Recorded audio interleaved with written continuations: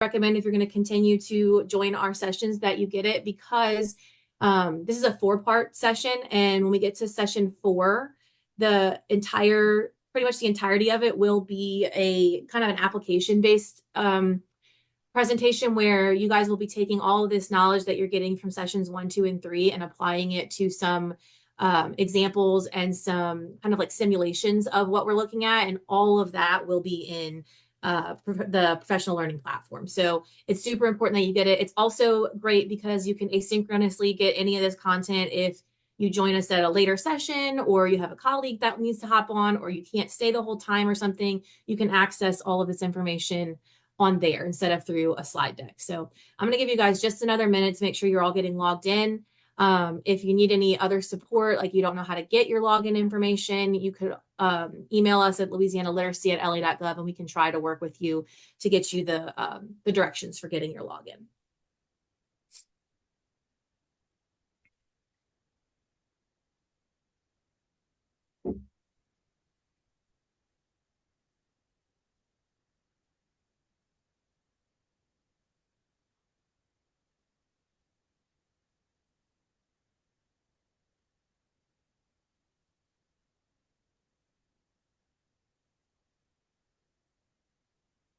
Okay, so let's head over to actually getting started today. I'm going to review some stuff from the previous session before we dive into today's work. But before I even begin that review, I actually want to show you something in the first session that I want to make sure everyone is aware is available to you now. So in the first session of this series in the secondary interventions, I'm going to pull it up so you can see where it is. Last month, we discussed things like screeners, diagnostics, all of that, when to use those different assessments. And we talked about LIFT specifically, which is a free resource you can use for diagnosing. And I just added this yesterday. So if you haven't been on it since yesterday, you might not have seen it. But when you get right past the LIFT information, like administering LIFT, I have a demonstration video that I created that I've screen recorded, how to find all the materials, how to use the administration packet, how to use the student recording packet, and things like that. So that way it's all in one place. On the recording of last session, it's kind of in a few different places. Now you have it all in one little 10-minute you can watch and refer back to whenever you need to. So I just wanted to make sure that you all were aware that that is there for you to refer back to if you are wanting to look back at the LIFT stuff, or you are getting ready to use LIFT or anything like that. So just wanted to make you aware. And then let me head back over to the correct lesson for today. Okay, jump course. Give me a second, guys.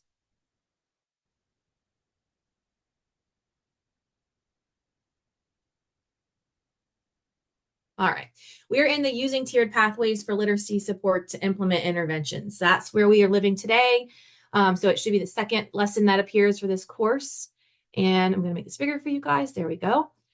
All right, so let's go ahead and start. Wendy, and anything like technical that I need to stop for, please feel free to let me know. I can't open my my chat bar at all without blocking the view for other people on this call. So welcome today. We are going to work on further building our background knowledge and our context for how to properly implement effective intervention practices in our secondary schools. And we want all of this to be research-based and aligned to best practices. So we will be, I will be referencing the tiered pathways for literacy support framework quite frequently in today's session. You probably remember last session, I was referring to it as the MTSS framework. This is the exact same document. It has a new name.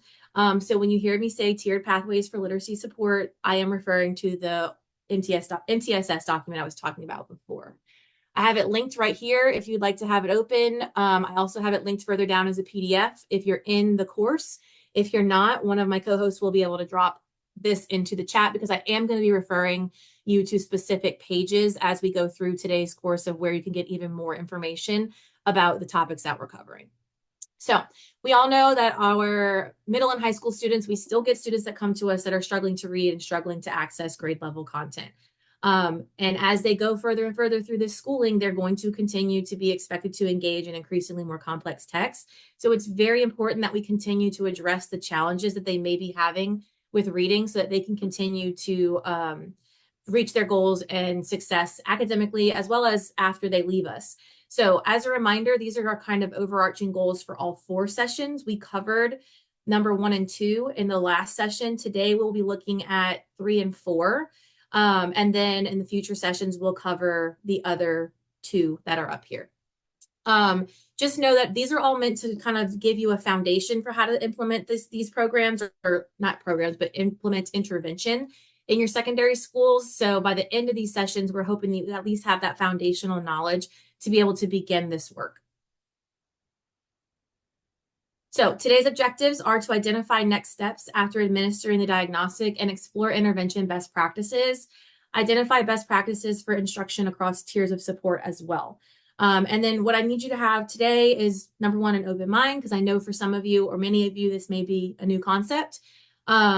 You may want to have some note-taking tools just as a best practice, and there will be a few opportunities where you will be in some breakout rooms for brief periods of time. So I am asking that you actively participate as much as possible. And part of that active participation will be you also completing the engagement components on the professional learning platform as well. And then lastly, I don't have this listed, but I would like you to have a tab open with that Louisiana tiered pathways for literacy support document as well, just so you can refer to it. And then one other thing before we get started, if you are in Canopy already, I would like you to just quickly assess your comfortability before we begin this session with our objectives today, as either very unfamiliar, somewhat familiar, but you need more guidance or support, or very familiar. And then we'll move on from there. If you are not in Canopy yet today, guys, if you want to drop in the chat what your familiarity level is, feel free to. But just so we have a gauge of where everybody stands before we start, I'll give you guys a moment to answer that before I move to the next slide.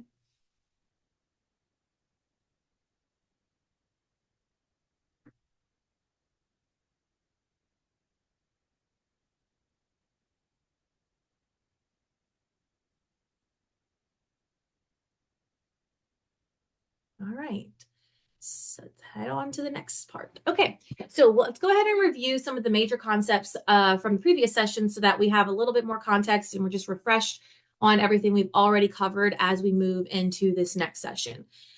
So we last session covered several topics having to do mostly with the assessments that you'll need to use to kind of get this process started.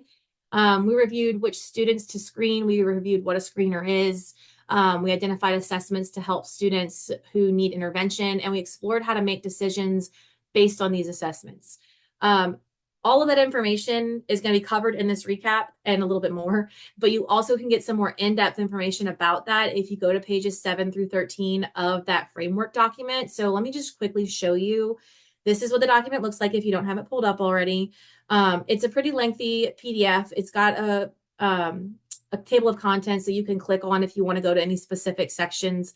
But today specifically, if you start on page 7, that's where a lot of the content from last session will be covered more in depth. As you can see, they go into the reading rope like we did, and the different types of assessments, their purposes, and things like that. And there also are some embedded links within here for further resources. So just be aware that this is where you can find some more information. 7 through 13 is about where last session, page 13 would have been where it stopped. Before we get started, I just want to see, and you guys can use the chat, or if you want to come off of mute, can anybody in your own words tell me the difference between a screener and a diagnostic, or even tell me what one or both of those assessments are? You can do it in the chat, come off of mute. What is the difference between a screener or a diagnostic, or tell me what either of those assessments even are. And I'm going to pull my chat up, and it might have a weird box on y'all's screen. I'm sorry, but I promise I won't leave it up for the whole time. And if anybody wants to come off a mute, feel free to also answer that question.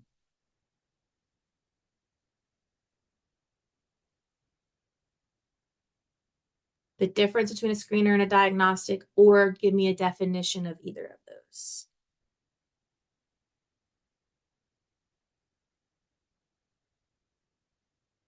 Thank you, Melissa. Screener is to determine risk, and diagnostic is to determine exactly what is at risk to guide instruction. So yes, thank you. Screeners will always tell you this student is at risk for difficulties with reading or accessing grade level content. And it tells you that you need to further assess through a diagnostic of what specifically they may be struggling with. So if you look at our common vocabulary, universal literacy screener is something that all students will take to assess their risk of reading difficulty. It'll tell you the student is reading at grade level, is not reading at grade level. And then from there, you can take the students who are not reading at grade level and administer a diagnostic. That's something like LIFT, which we covered last session. There are plenty of other ones. We just looked at LIFT because it's the one that the LDOE has and that is free to use. But that assessment will diagnose the exact skills that a student needs to support or needs support with. And again, I had that video tutorial of how to use that assessment in the previous session. The diagnostic will usually start with an oral reading fluency probe, which I'm going to talk a little bit more about in a moment, but it's going to assess a student's fluency, and it's going to let you see their accuracy and how quickly or how automatic their reading is. And it'll also refer to how many words correct per minute that student is reading, which is what WCPM stands for, as just a reminder of all of these things. So I do want to take a moment to refresh on fluency. We talked about an oral reading fluency probe a good bit in the last session, and I did cover fluency, but I think it's important for us to touch base on it again. So as you may remember, I did show you guys Scarborough's reading rope last time, and I also showed you this simple view of reading document or image. Word recognition and language comprehension are what is needed to have good reading comprehension. Word recognition we talked about as those lower strands on the rope that are usually things like phonemic awareness, phonics, things that students learn foundationally in their early learn to read grades. And then language comprehension is those upper strands of the rope where the majority of our secondary instruction is happening, things like background knowledge and vocabulary and verbal reasoning and things like that. And you need both of those things to have good reading comprehension. So we talked about how fluency, although fluency is not explicitly on the reading rope, it is the bridge between those two components that equal good comprehension. And the reason why is your fluency is your ability to read with accuracy, your prosody and automaticity.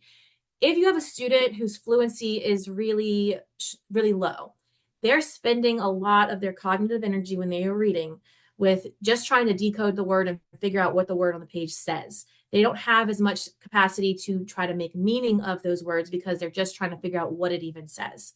So the better their fluency is, that means the more cognitive energy they have available to be able to make that meaning from what they are reading, which means their comprehension will be stronger. And that's why the simple view of reading is set up as a formula, a multiplication formula, where word recognition is 1 and language comprehension is the number 1.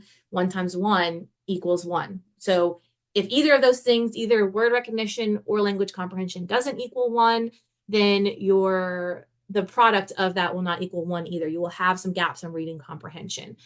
So the reason why we use a fluency probe to kind of at least get started with figuring out where students in secondary grades are having issues with their reading is because it's the benchmark to kind of determine if the student is struggling to access grade level content. And it opens that door for us to know, like, okay, we need to dig deeper and find what those foundational gaps are in their reading. And that's why the diagnostics like LIFT will start off with an oral reading fluency probe. We also covered, as part of that, the general roadmap or framework that you want to use when you're working to implement assessments in grades 4 through 12. This kind of is just universal what you would want to do. So this image right here, which I can't make it bigger, so I apologize for that, but it should serve as your general roadmap. So you want to begin with step 1 right here, where you administer some kind of screener. You can choose to administer it to all students in a grade level at the beginning of the year if you have the capacity to do so. But if not, we have recommended that you use your students' LEAP scores. And you can also use other indicators of their performance as well, like some classroom assessments or teacher input. But starting with your students who score basic and below would be a good starting point for administering the universal screener.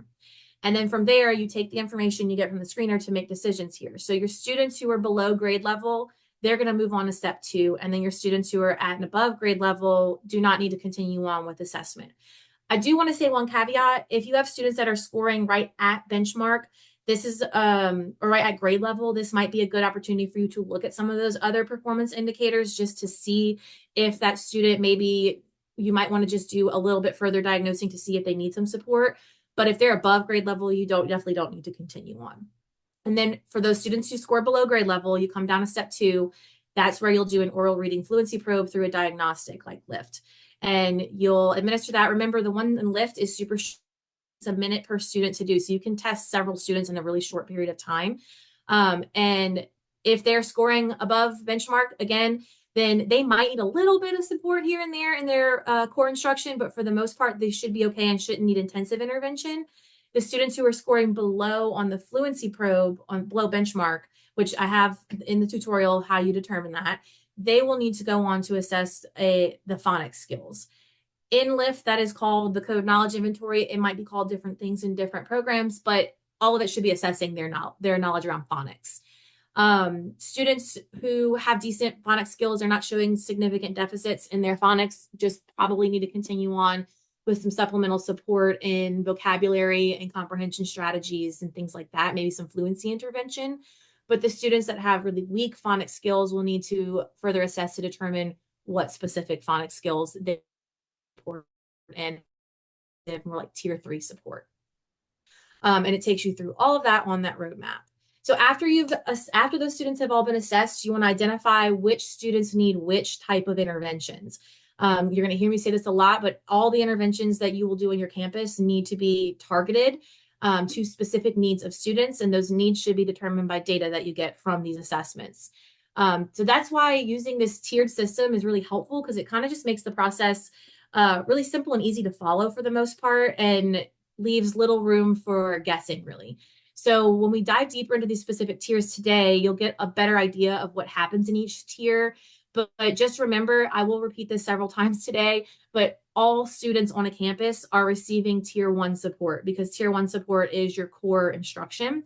So that's all of your students, your diverse learners, students who are considered weak readers, struggling readers, is getting good tier 1 support. And then you have students that may need tier 2 or tier 3 support as well, based on their assessment data. The tiers are kind of represented in a different way on this graphic right here, but you can use a program like LIFT or DIBELS to determine which students are considered good, weak, and struggling readers. Or if you already have an intervention program that has these different assessments within it, use that instead. You do not need to use whatever program you may already have plus LIFT or DIBELS, because they're all assessing the same thing. So you just need the one intervention program or the one assessment program, and just make sure everyone who is involved with using it is really well trained and knows how to implement it and use that data that comes from it. So I just want to take a moment to review this graphic one more time. So it's kind of the same thing as the roadmap that we just looked at above, but it's vertically. Literacy assessments is something you give all your students, or at least the ones who are scoring basic and below on LEAP. And then from there, you'll be able to kind of determine 3 different categories of your readers. You'll have your good readers, who they will continue on with their tier 1 content reading and high quality instructional core support. And then you may have some weak readers and a pocket of struggling readers. And there's a difference between the two. Both the weak readers and the struggling readers will need that diagnostic to determine what the weakness is or what the struggle is specifically. And then your weak readers, those are the ones that are just a little bit behind. They're going to need some supplemental tier 2 support, where your struggling readers will have significant foundational gaps, and they will need some tier 3 support that's much more intensive. But notice all 3 of these, good readers, weak readers, and struggling readers, have an arrow all pointing to tier 1 support as well, just to reinforce the idea that they all are receiving tier 1 support no matter what.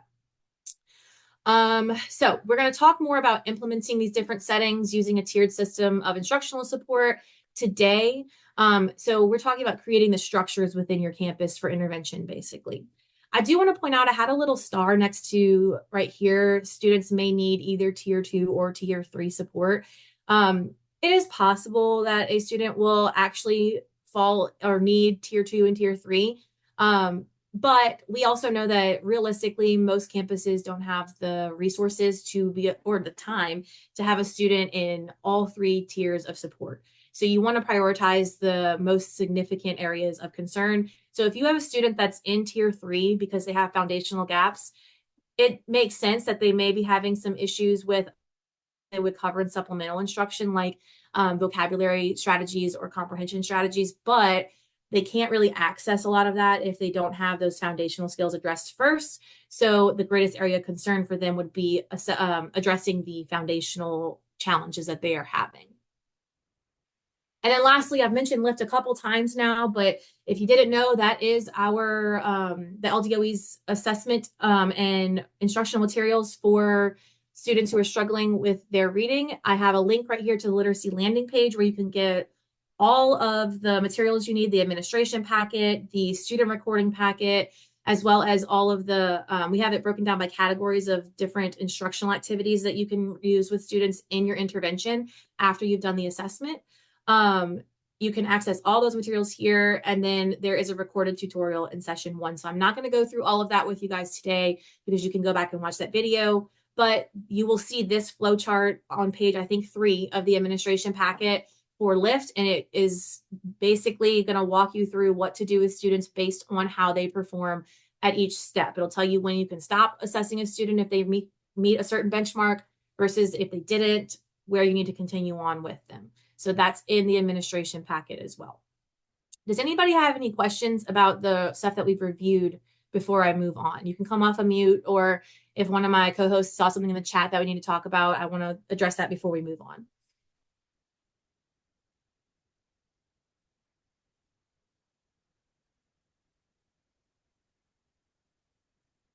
Okay. Nothing in the chat, Haley. All right, thank you. Oh, and if you are following along on Canopy, this is just the PDF of that document. That's where I have it in the course. It is also on our LDOE website, but just another spot for you to find it. Okay, so last session, we talked a lot about this beginning of the year process of administering a universal screener and having a schedule for that and how to make decisions and then moving on to a diagnostic.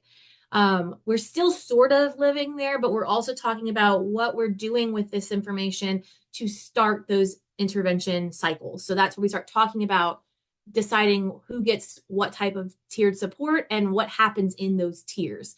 Then we'll talk about the best practices within there. So just to give you, we're kind of like in this transitional section, but if there was one between beginning of year and implementing and monitoring intervention cycles.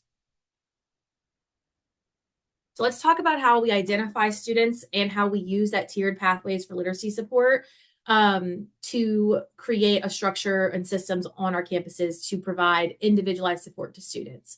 So the Louisiana Pathways for Literacy Support provides some increasingly strategic intervention for students that is focused on both problem solving and preventing as much as we can the need for intervention in the future. So this tiered system will track teaching and learning effectiveness because it'll have all the student data to support all of your students in mastering the critical skills that they need and to avoid academic risk. So a couple of things to note. For your interventions to be effective, you have to make sure that they're increasing in intensity as you move over time through smaller groups and more intensive need. The tiered levels of support can provide many more opportunities for honestly teaching best practices. So things like pre-teaching, reteaching, and review, practice opportunities, and extension. It's all kind of built into this framework so that it's kind of happening within that system naturally. And then lastly, effective instruction and support should be carefully targeted to address students' most essential learning needs. So I did show this graphic last time, and this is in the framework, but I want to show it again. When you're thinking about using this tiered instructional support, there's 3 tiers you want to consider, and they're just called Tier 1, Tier 2, and Tier 3. And it's important to understand that students will receive individualized support throughout these tiers to help them reach that grade level content. And it's kind of broken down like this. Roughly 80 to 85% of your students' needs will be met through really good quality research-based Tier 1 instruction. Then you'll have about 10 to 15% of your students who might need some supplemental support to access that grade level content, and they may need some extra outside of their core instruction, supplemental small group intervention. And then you'll have an even smaller, like maybe 5% of your students who are having foundational gaps that need really individualized intensive intervention that may be in that's going to be in like word recognition skills and things like that. And as you see right here, as they move up through the tiers of support, it's increasing the support for all students. That's including your special ed students. I want to make sure that all students, remember, again, they're getting this tier 1 core support as well, but they may be also receiving support along this continuum. So I kept saying tier 1 support is something that everybody gets. The level of support in tier 1 should be sufficient for about 80 to 85% of your readers if your core instruction is healthy. So that means teachers, if you find that less than 80% of students in a cohort are demonstrating mastery, that could indicate that there is a core instruction gap or weakness and that we need to work on bolstering that. So teachers might need some support to improve the health of their core instruction from their leaders. There's a few different ways you can do that. I'm not going to go super in depth on those, but you could use a vendor. We have a vendor guide that kind of has all the approved vendors that can work with you through curriculum instruction. If one of my co-hosts wants to drop that in the chat for people to refer to, you can work on our team, as well as like the ELA team and academic content. They provide trainings through webinars and other professional developments all the time that you can have your teachers be a part of. And then sometimes your HQIM will also provide like curriculum training as well. So just a few ideas. If you need further support or ideas on how to like actually improve your core instruction, please feel free to reach out to us on the Louisiana Literacy at la.gov email. We check it frequently, and we can always try to get with you if you have some specific needs there. But you do have about 10 to 15% of the students, if your core instruction is healthy, that will need that tier 2, and then 5 that will need tier 3.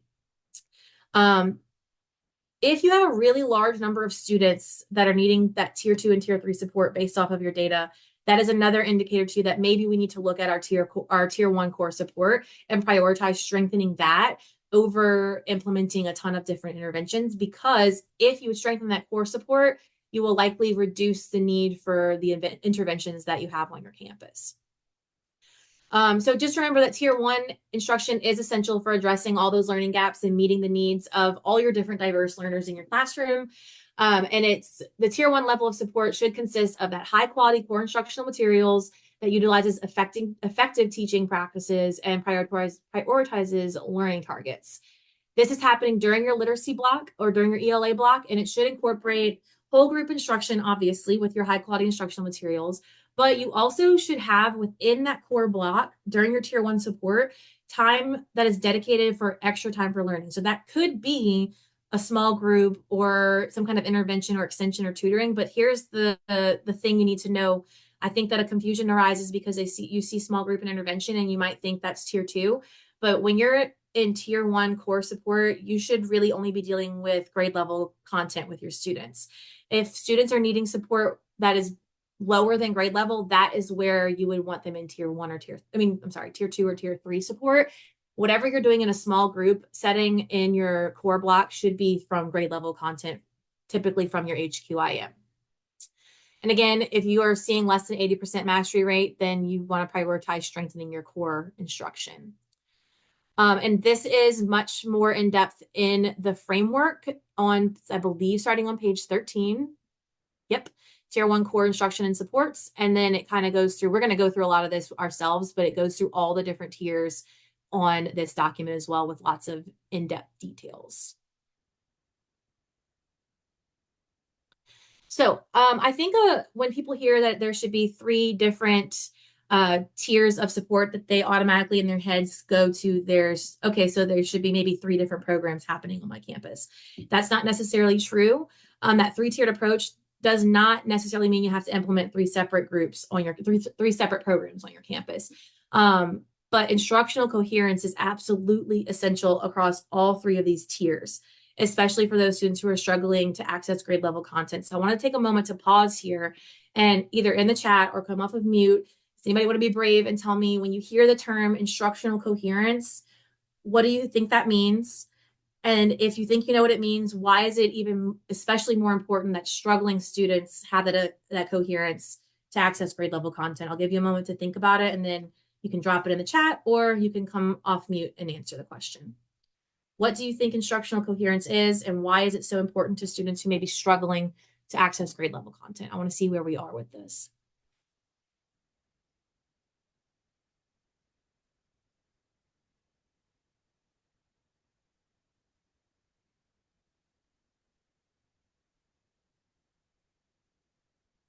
Thank you, Natalie.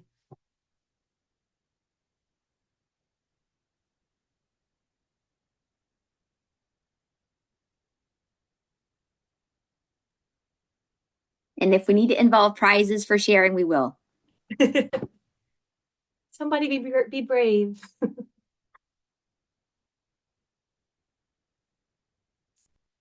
Not using different curriculums in each setting from Maria.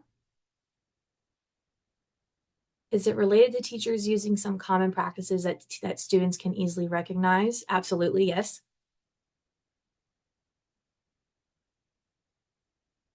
Let's see. Oh, we got some more coming in. Let's see. Instructional coherence is the understanding of the instruction and that it makes sense. There is a foundational knowledge there, like common strategies and terminology. Yes. Not using different curriculums. Oh, we got plenty. If students do not understand it, they cannot grow in learning if the foundation is not there. Everything aligns across the tiers and is focused on the same goal and uses the same approach. Struggling students need more practice opportunities, so it's important that everything connects to have more practice opportunities. Agree. Good.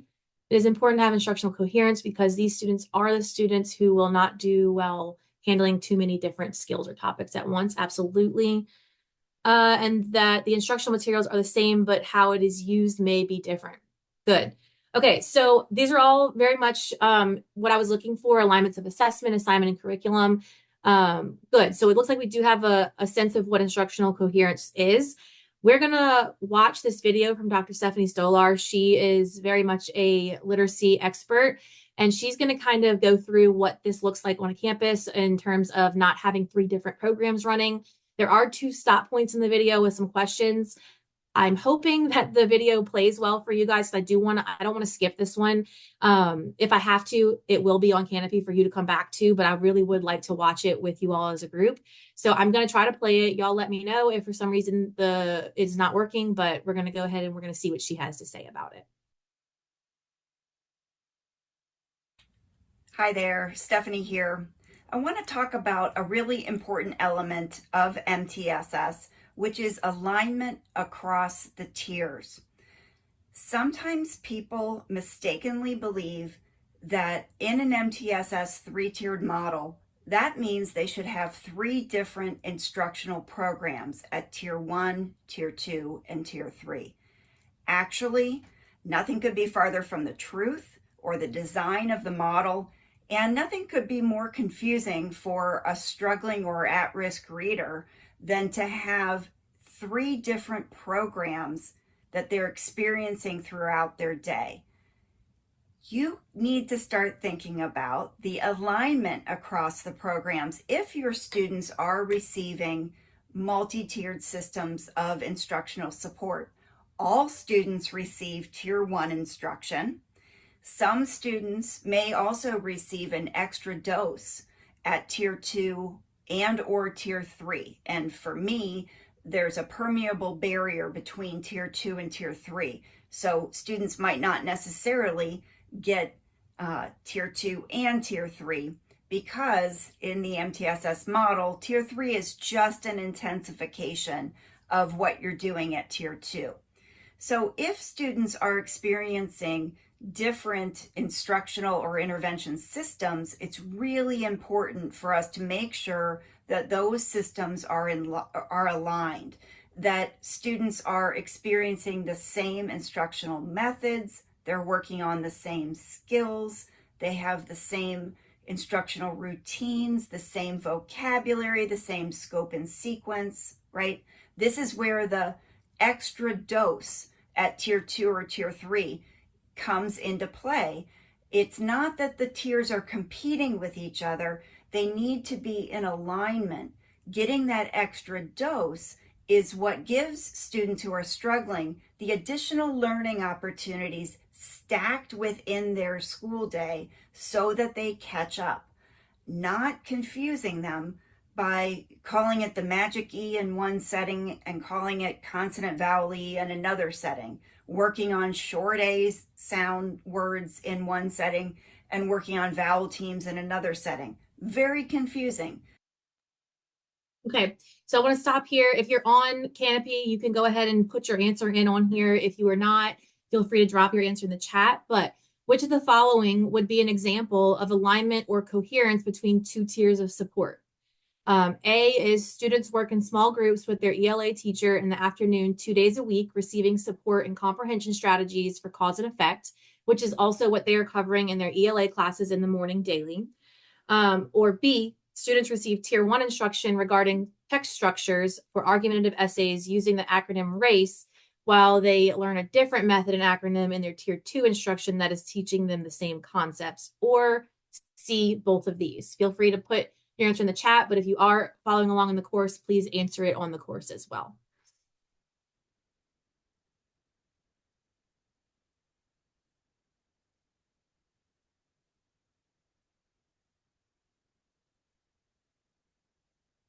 Good. Yes, it should have been answer choice A. Good job. All right, let's go to the next one. For struggling and beginning readers, we need that alignment. So what do we mean when we say increasingly intensive instructional support? What makes the instruction more intensive? These are the variables. And this is where I say the difference between Tier 2 and Tier 3 is not important. It's a difference in intensity. You might use the same instructional program at Tier 2 and Tier 3, or at Tier 1 and Tier 2, right? Doesn't have to be a different program. What makes it more intensive? Spending more time, focusing on the skill that the student is missing. That is intensive instruction. Spending a longer duration, so a longer intervention time period makes it more intensive. Smaller group size, it makes more opportunities to respond. That's more intensive. It's a higher resource allocation to work with students in a smaller group. Breaking the instructional task into smaller steps, that makes the instruction more intensive. Offering more opportunities for practice, more opportunities to practice than other students need, that makes the instruction more intensive. It becomes more intensive when we have individualized incentives that are part of the environment, and when we have multiple professionals and the child's family members involved in the problem solving. That escalates the intensity and, in fact, the effectiveness. And having a more skilled and more highly trained instructor is a characteristic of more intensive instruction. So those are the very... Right, last question for this video. Which of the following is an example of intensifying support for a student who is receiving Tier 2 support in language comprehension and who is not progressing at the rate they should? You can select any that apply. So there may be more than one correct answer. So increase time in Tier 2 instruction, increase frequency in Tier 2 instruction, provide more time for practice and specific skills, or changing to a new program and starting over with the intervention. Take a moment, you can drop your answers in the chat, and if you're following along, you can answer on the platform.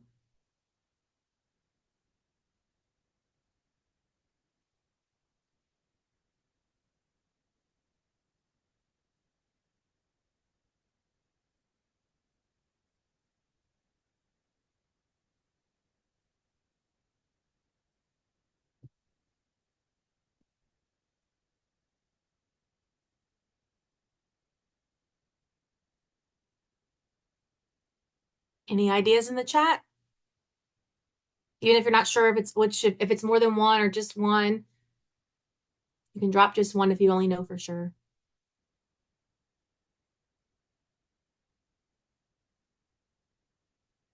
Good. It's the first three, A, B, and C, all three of those. You can increase the time in instruction, you can increase the frequency, or you can provide more time for practice in those specific skills. Good. That we can change and manipulate to make instruction more intensive, even if we're using exactly the same program. We make that more resource intensive by altering the variables that I just listed. So we want to keep in mind the alignment across tiers. And one way to make that consistent and effective for students is to use the same program, a good research aligned program with effectiveness that's lined up to the needs of the students that have been identified through your assessments. And you are simply making that good, effective program more powerful and effective, more intensive by changing those alterable variables. Okay, so all this text that I have on here is basically summarizing what she talks about, so I'm not going to go through all of that with you, but hopefully she made it clear how having 3 different tiers does not require you to have a different program. So we're going to hop into a breakout room now. I'm going to put the directions up for my breakout room. There's a couple of multiple choice questions that are on Canopy. If you are not on Canopy right now, there is a breakout room handout that I'm going to ask one of my co-hosts to drop the link of it into the chat. That way you will at least have access to the questions that you guys are going to be discussing, even if you can't submit your answers. So you can discuss the questions. And then if you're in the professional learning platform already, you can submit your individual responses. And if you're not, at least you are able to participate in those discussions. So I'm going to open the breakout rooms in just a moment. Natalie just dropped the handout in there that has the questions if you're not able to access them on the platform. So you can open that and then let me get the breakout room started.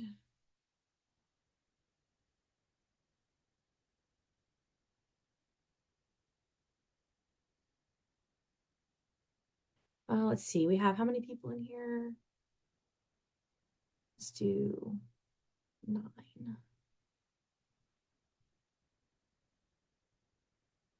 Okay.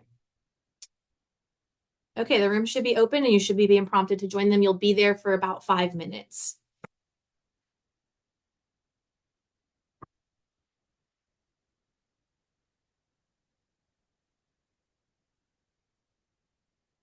Everybody, as you're joining back in, just make sure that your microphone is muted again in case you had it on when you were in your breakout rooms, please.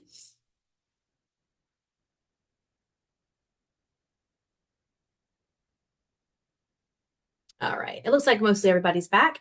So hopefully you had a little time to talk about at least some of the questions. I know it was a little short amount of time, but we don't have all day to be on this call. So we're going to go ahead and go over the answers to these questions just to make sure you guys were able to come to an accurate consensus. So the first question was, which of the following statements is true regarding tiered pathways for literacy support framework? And you can select any that applied. If you guys want to, you can go ahead and throw in the chat what you guys came up with in your groups. I'll wait like 30 seconds for you to put that in.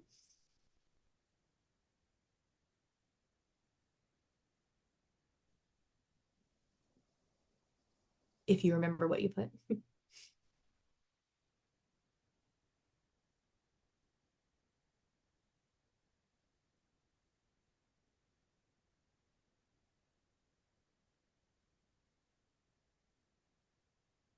We got a lot of people saying A, B, and C. You would have been correct. It was A, B, and C. Good. All right. The next question was, which of the following best reflects Tier 1 instruction? Again, I'm going to give you about 20 or 30 seconds to put your answer in the chat before I reveal the correct answer.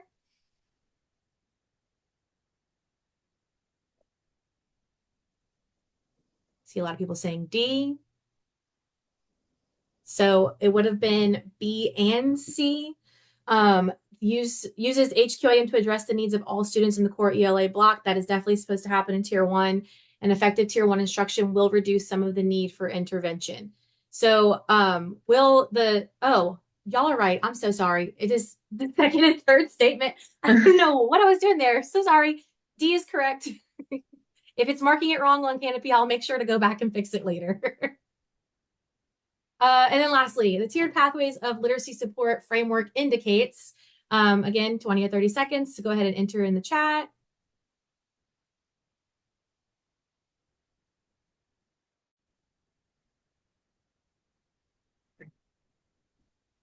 Correct. The answer is D on that one. I got that one right. I used to do that kind of stuff all the time when I was in the classroom, so I'm sure you guys understand. All right, so let's head back over into the Canopy session. We've gone over all 3 of these. I want to further define these tiers of support.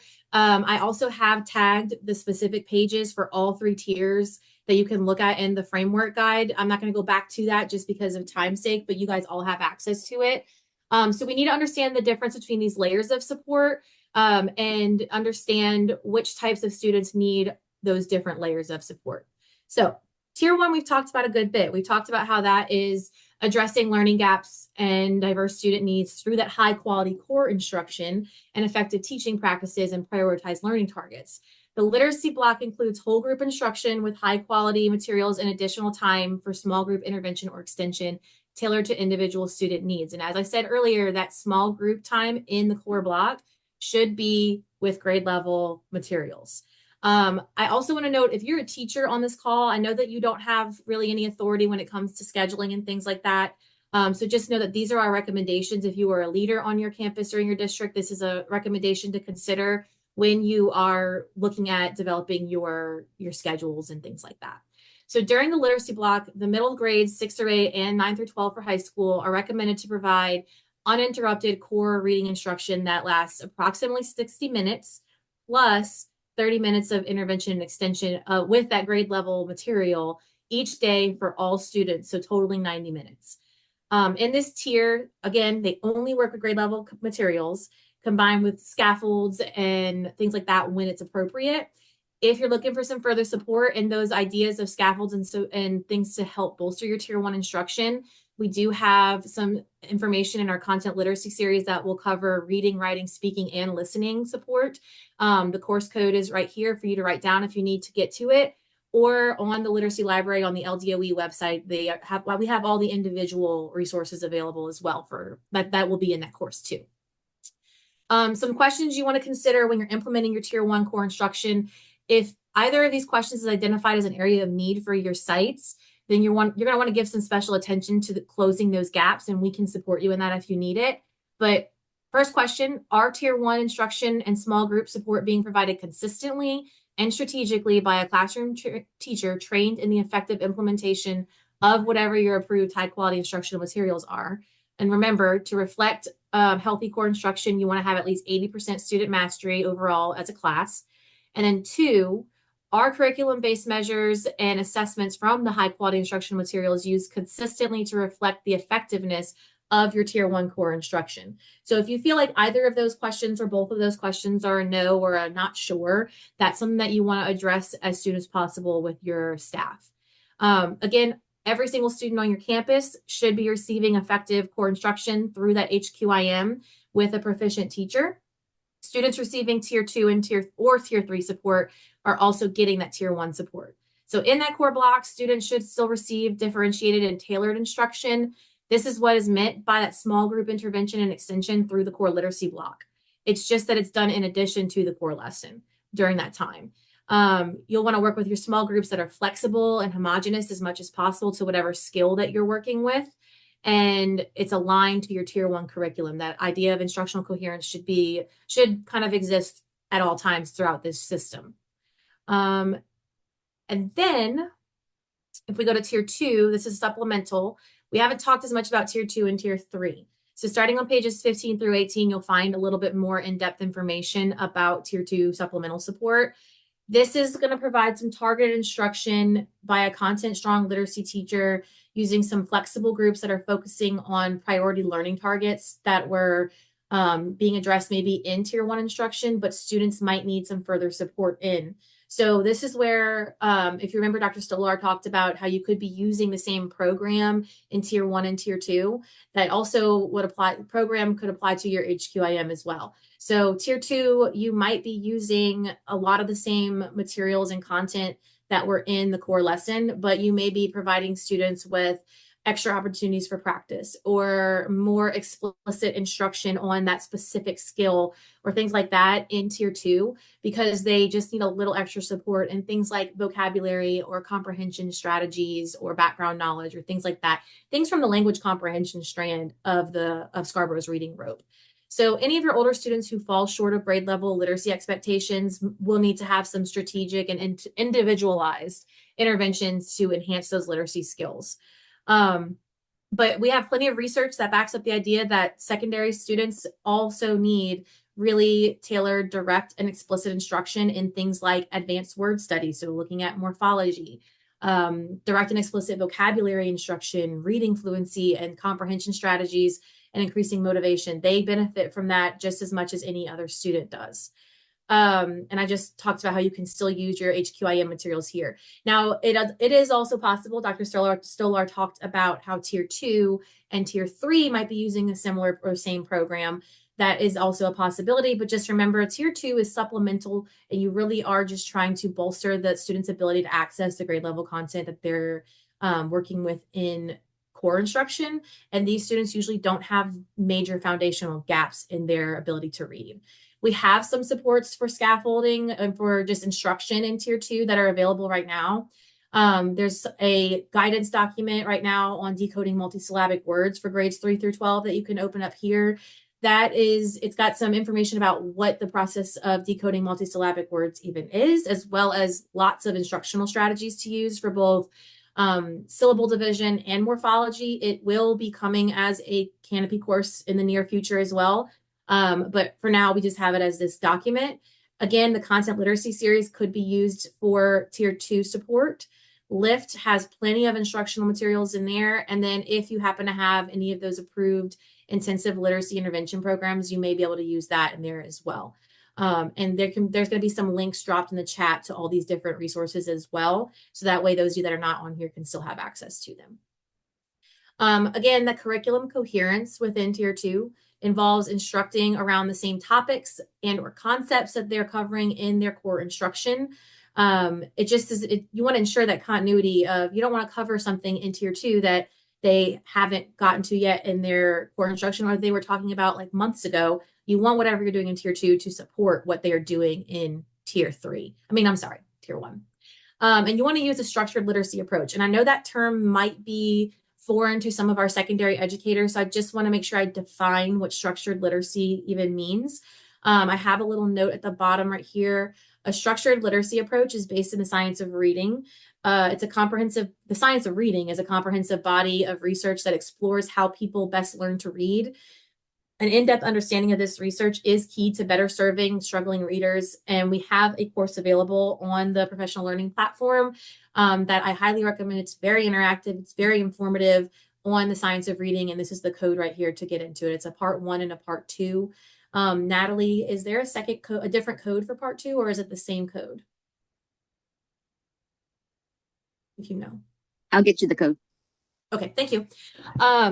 And just, this is a little like personal note. I taught high school for the last 10 years, and I taught kind of like the whole range of different students. I taught 9th, 11th, and 12th, but I also taught AP, dual enrollment, college bound, as well as some like intensive and performance-based courses. And when I got some training on science of reading, it was really an eye-opening experience for me as a secondary teacher. So I can't recommend enough educators that if you haven't done science of reading training to do it, because it will open your eyes to so many other ways that you can understand and support any students in your class that are struggling. So I definitely highly recommend you look into that.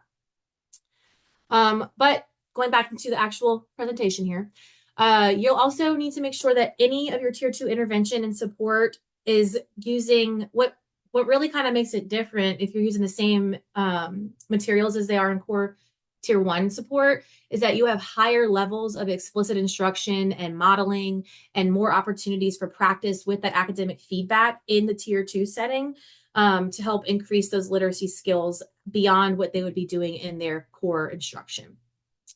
And just a note right here, I think it's important to point this out. I've said this before too in the last 2 sessions, but if you're already using an approved intensive literacy intervention program and you're also using it maybe in Tier 2, you don't necessarily have to go outside of that program, but you need to make sure that anyone who is using that program, as far as personnel and staff, is very well trained in how to effectively implement it, in addition to how to properly analyze the data that they get from that, from their different assessments. All right, and then Tier 3.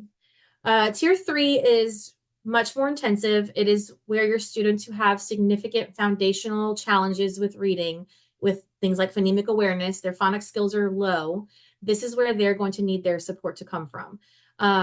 you should be leveraging really high levels of intensity of the instruction, the time, the frequency, all of that to support these targeted deficient sub skills that you would identify through analyzing your diagnostic data. So for students in grades 3 through 12 who are demonstrating minimal progress in tier 2 instruction, let's say you had originally put them in tier 2 for support, and they're not really making like any progress after you've made appropriate adjustments, you've done some progress monitoring, those students will likely need to have some tier 3 support. You can use a Foundations for Reading intensive intervention program. We have a list of approved ones that we call tier 1. I know that's confusing because they're tier 1 approved, but they are tier 3 interventions to help students learn to read more efficiently.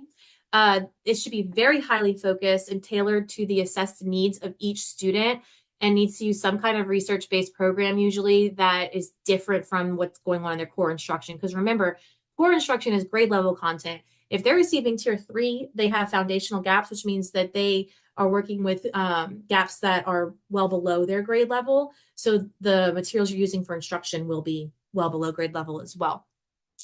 If a student is not demonstrating adequate progress within a tier 3 intervention, that intervention may need to be adjusted further. We will talk more about that in our next session where I cover much more in-depth progress monitoring best practices, but just know that there are like provides within this system for when students don't show growth and progress in the tiers as well. This should be a pretty small pocket of students within a campus who need this intensive intervention. They need more than just that supplemental support to be able to access their grade level content. And remember back on the little triangle that I showed you guys, it was something like 5%-ish of your students should need this level of support. So this table is incomplete on purpose. Let me scroll it over a little bit if I can, so you can see more of it because I can't make it smaller.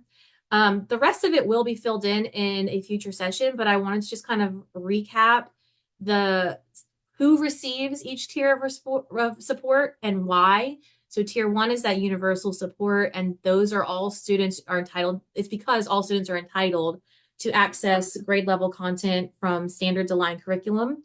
Your tier 2 support is for your weaker readers that just have some gaps in their ability to access grade level content. And those students just need an extra dose of support to best access grade level content.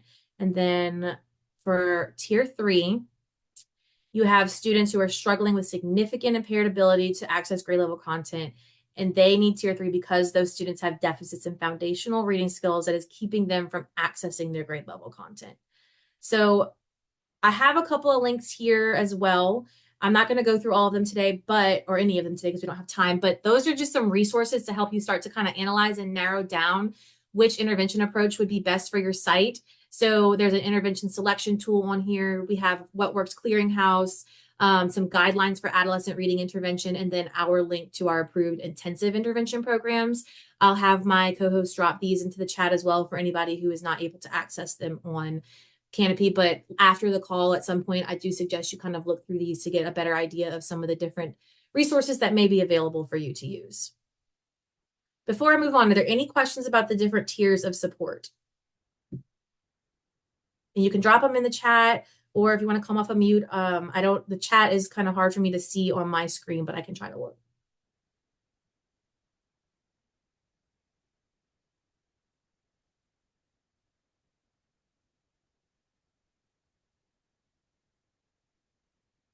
Okay, if you don't have any questions, that's great. If you do, please drop them in the chat. One of my lovely co-hosts will definitely address it for you.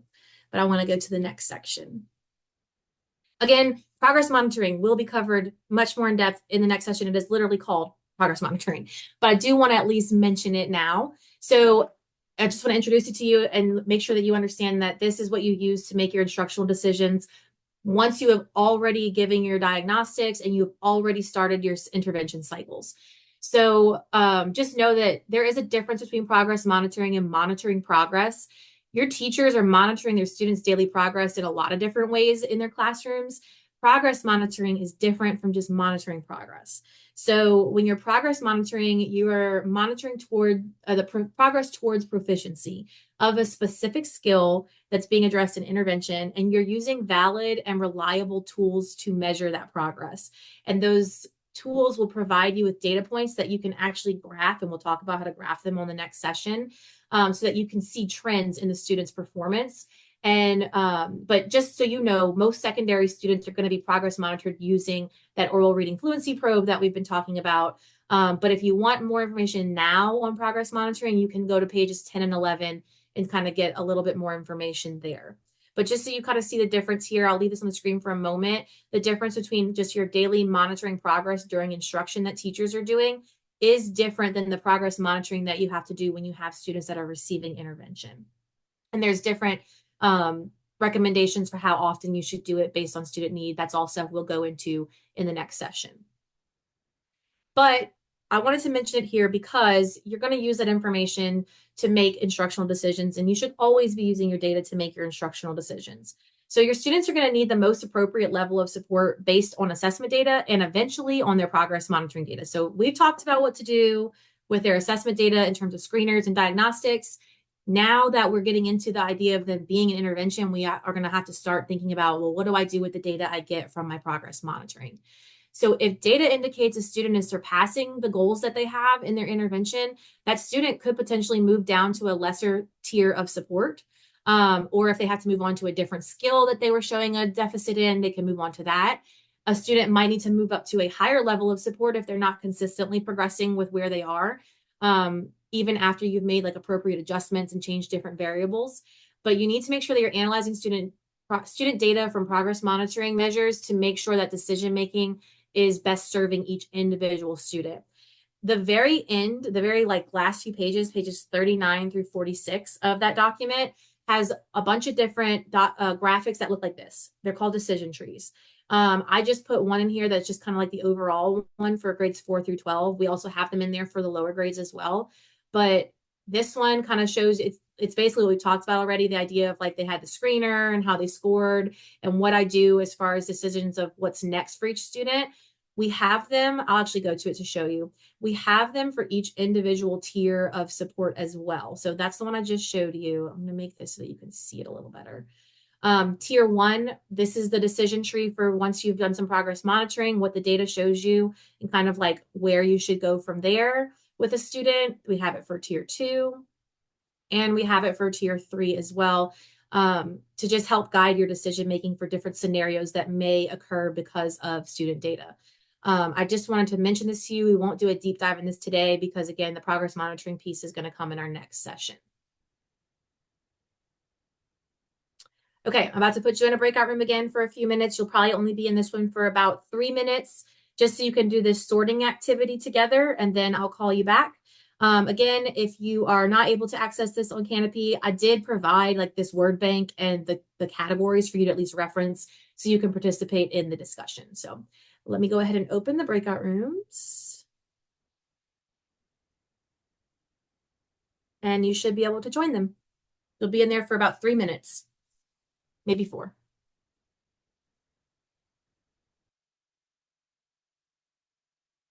Kind of check where you were going with this and make sure that you were on the right track. So I'll leave that up for a few more seconds so you can look at the correct answers. And then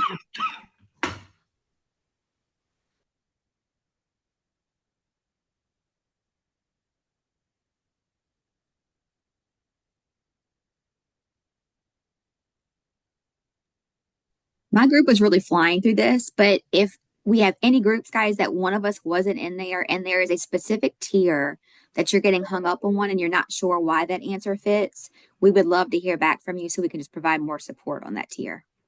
yeah, and you can drop it in the chat too if you don't feel like comfortable coming off of mute or anything. But please let us know if there was anything that was confusing for you guys, because we'd love to clear up any misconceptions. We don't want you guys to leave here confused. Okay, let me go back to the presentation. Okay, so we only have about 12 minutes left, so there may be some things in here that we don't get to go quite in depth with that I have left in here. We have covered all the stuff I was going to cover out of that tiered pathways for literacy support. Now we're kind of getting to that second objective of like, what are the best practices that you should see across all tiers of support, which you guys you should know a lot about this already. So hopefully this is mostly a review and a refresher, but we're going to be talking about how important directed explicit instruction is and how important targeted interventions are for all of these students. So we covered step 1 of universal screening. We've covered step 2 of diagnostic assessments. I need to scroll over. Give me one moment. My screen is wonky. We are getting into step 3 here, aligning evidence-based interventions to student need. That's kind of what the rest of today is about, what moving forward will be about with the future sessions. So I am not going to put you back in a breakout room like I originally planned. I'm just going to have you guys do this in the chat in the main room. If you are on the professional learning platform, you can also input your answers that they have there on the little discussion thing, but everybody else or everyone, you can put it in the chat. There's a definition up here that I have. I'm going to read to you in a moment. I just want you to put like 2 to 3, maybe 4, like of the most important keywords you see in that definition in the chat. But I want you to wait to press enter until I say go so that we all kind of have them waterfall in at the same time. So explicit teaching is not just the episode within a lesson when information is presented. It involves chunking content into small components, guiding students' initial attempts at working with that content, and gradually releasing control into more open activities as students gain mastery. It is a teaching model that progresses from I do to we do to you do. So I want you to take a moment, don't press enter yet, type in anywhere from 1 to 3 to 4 of the most important terms or words that you see in that definition.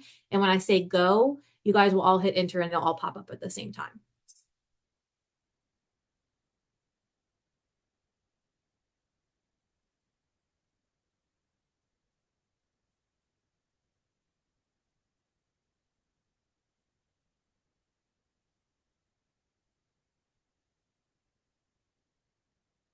And go.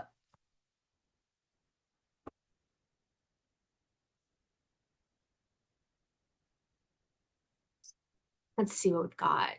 Chunking content, guide initial attempts, explicit teaching. I've seen chunking content several times on here. Gradual release, the I do, we do, you do, gradual release. Yep. Good. Looks like we've all pulled a lot of similar ideas from this definition, which if you are on Canopy, you should see this. You can put those words in here as well. But this is kind of what we have come up with, and a lot of it is similar to what you guys have also put in the chat. The idea of chunking content, guiding their attempts, that gradual release is super important. And that's important across all 3 of the tiers of support. So I just wanted to kind of review that this is the definition of what explicit instruction should be. And this is what should be happening at all tiers. It's just a matter of the intensity of that explicit instruction is changing as you move through tier 2 and tier 3. So you're chunking content all the time in your tier 1 support, but it just may look different in tier 2 and 3, just like the gradual release of control and that guiding their attempt and the academic feedback may look different until students are able to work independently in tier 2 and tier 3. We won't be watching this video. If you've had any of Natalie or even my sessions before, you've probably seen this video. It's Dr. Anita Archer going through what exactly explicit instruction is and what the different types of practice are. We just don't have time today, but I do really recommend, if you haven't seen this video, to go back and watch it. She talks about how explicit instruction is that teacher-led instruction where you're telling students explicitly the skill. You have very clear expectations, you have very clear models for the student, and they get lots of different types of practice with your feedback. And I'm sure a lot of you have seen this as well, the model for gradual release of responsibility, that I do, we do, you do. That still should be in play no matter what level of support you're giving students. However, the practice component will look different, which is what I wanted to talk about a little bit. There's 3 different types of practice that Dr. Archer mentions: deliberate practice, retrieval practice, and spaced practice. And students need all 3 of these things to be able to really get the learning to stick. And that is why this level or the amount of practice is what may be different when you're moving through tier 1, 2, and 3 in terms of intensity. If you look here, this is an example of if you're in tier 1, your core support, this might be the general framework of what you might do for gradual release of responsibility. You'll notice in tier 2, there's a little bit more teacher modeling, lots of guided practice before you release. And then look at tier 3. That's a significant difference there. lots of modeling, lots of guided practice, and then you might need to do a little more modeling and then some more guided practice before you can release those students. So it might not be completely linear in that process for some of those students that you were working with. And then obviously, again, it should be very targeted instruction that is based on those students' needs, based on the assessment data that you have. And I do apologize for going through this part fast, but we're running out of time. I'm not going to put you in breakout rooms again. This is just a couple more questions that I put on here. Providing a student time to apply a strategy through guided practice to break down multisyllabic words by identifying word parts and blending with content vocabulary words during the intervention time 3 times a week is an example of which of the following types of practice. It is, I believe the answer for this one was all 3. And then here I had you just match the definitions of deliberate, spaced, and retrieval, but we don't have time to work on that. So I ask that you do go back and do that when you have time. So just to kind of start closing us out, next steps. If you aren't on Canopy, please get on Canopy. And then our next session won't be until next month. And then we have one more in the following month. But in the meantime, continue to use cycles of intervention, providing that dedicated time for progress monitoring that we're going to go in more depth later. You want to ensure that all of your teachers and personnel that are involved in this process are very highly trained on how the entire process works. And then keep communication and open with your families. And please, especially if you're a leader on this call, review that Louisiana Tiered Pathways for Literacy Support framework in depth, because there's a lot of really great information in there to help guide your decision making along the way. I have some links as well for some further, really strongly encouraged further learning about this topic. Lots and lots of research in here that you can look at, and lots of different practical applications you can look at in these in these research documents. I do have one more thing I need you guys to do before you leave. There is a closeout, an exit survey on a Google form. If I could get my co-hosts, one of you, to drop that in the chat. And if you have any other questions about today's content, or you need more support, you're not understanding something, you can always contact us at louisianaliteracy@la.gov. And I believe one of my co-hosts, if y'all could, I think I have the links that were on the further learning also included. If you want to drop those in the chat as well, I think I have those somewhere. But Natalie just dropped the Google form feedback survey in there. So please take a moment. I would really appreciate it if you filled that out. And then we can kind of make adjustments from there. Let's see, where at on the education portal can I find the recorded session? Natalie, that might be a question. It's not posted yet, Megan. It'll be the first one will be posted probably sometime next week. It's been submitted. It just hasn't been posted yet. And then this one will go up right after. One thing, I don't remember if Haley mentioned this or not, that I think is just really exciting about this particular series is that sessions 1, 2, and 3, Haley designed as like really giving you the learning. Session 4 will really be like a student experience where you're applying that learning. So you really get to see what these things look like in practice. Yeah, it's super important we get on Canopy if we can by session 4.